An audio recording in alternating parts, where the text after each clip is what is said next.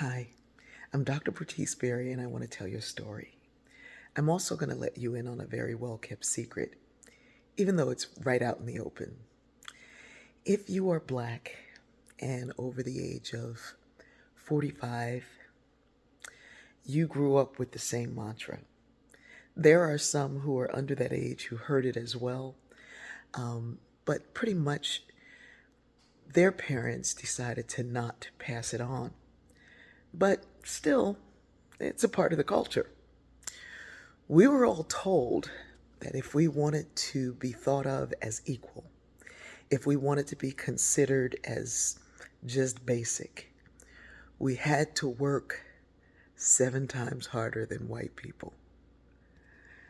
I laugh when my friends are like, "Why are you doing so much? Oh my God, slow down. You're doing too much." It's what we were told.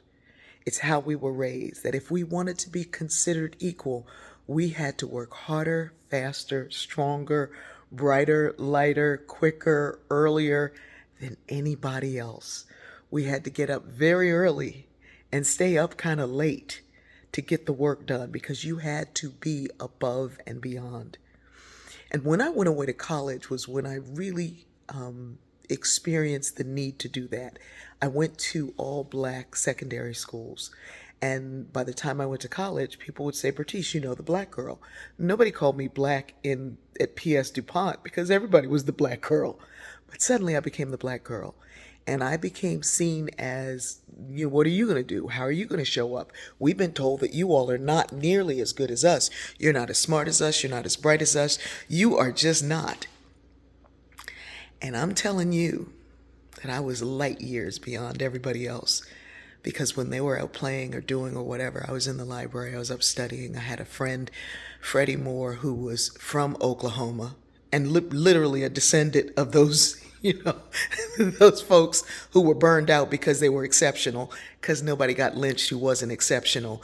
When you were exceptional, you were cut down. So the other part of our teaching was work 7 times harder, but don't let anybody see how good you are.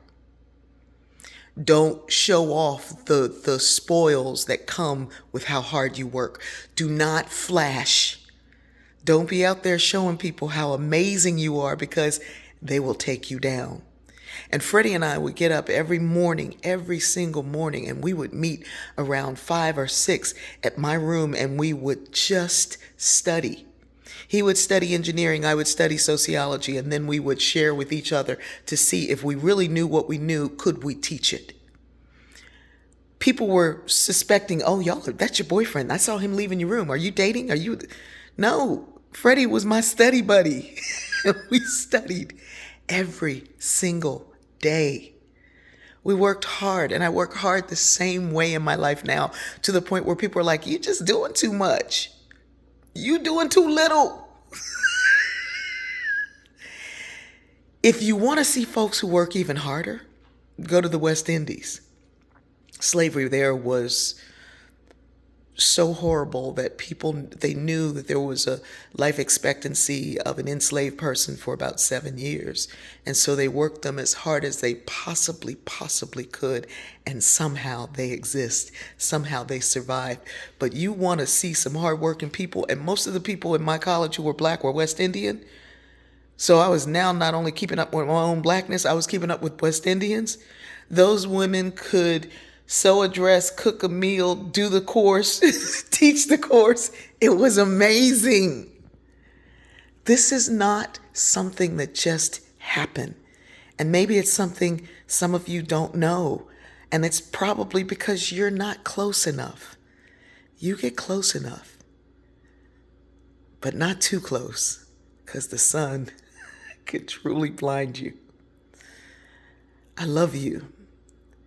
And I want to tell my children to rest, to not burn the candle on both ends, that they're not in competition with anybody except maybe their own self, and not even then, that they're here to make the world a better place and to live and to shine and to stand on the shoulders of the ancestors who had to work from can't see to can't see so that they could. I love you.